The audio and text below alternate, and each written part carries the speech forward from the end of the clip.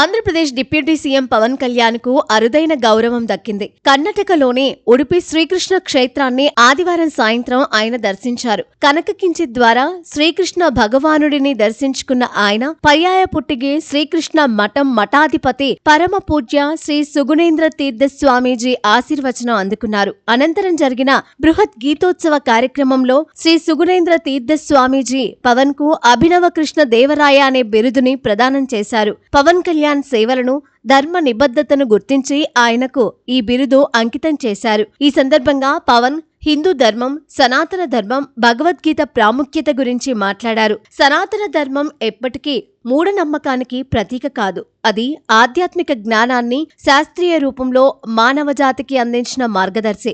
ఇతరులు మన ధర్మం మీద దాడి చేస్తున్నారు అనే కంటే ముందే మనం మన ధర్మాన్ని పరిరక్షించుకోవాలని, ఇతరులు మనపై దాడి చేయకుండా గలమెత్తాలి. తమిళనాడులో మన ధర్మాన్ని మనం అనుసరించడం కోసం న్యాయ పోరాటాలు చేయాల్సి వచ్చింది. భవిష్యత్తులో ఇలాంటివి జరగకుండా ప్రతి హిందువులో చైతన్యం రావాల్సిన అవసరం ఉంది. పుట్టిగే మఠం చేస్తోంది కేవలం ఆధ్యాత్మిక ప్రక్రియ మాత్రమే కాదు, అది సాంస్కృతిక నాగరికత బాధ్యత.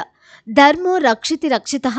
మన ధర్మాన్ని రక్షిస్తే ధర్మం మనల్ని రక్షిస్తుంది అని అన్నారు. కొన్నిసార్లు సనాతన ధర్మాన్ని తప్పుగా చూపి అవమానిస్తున్న సమయంలో మౌనం సరైన మార్గం కాదన్నారు.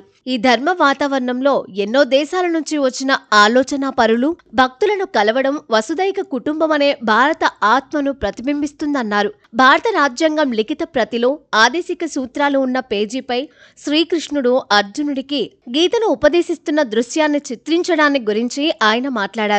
ఇది కేవలం అలంకరణ కోసమో యాదృచ్ఛికంగానో వేయలేదని, సామాజిక న్యాయం, బాధ్యత, సమానత్వం, సంక్షేమం, ధర్మపాలన ఇవన్నీ రాజ్యాంగం తెలిపే విలువలు అని బోధించేందుకు గీతాసారం ఉపదేశించే చిత్రాన్ని అక్కడ ఉంచారని తెలిపారు.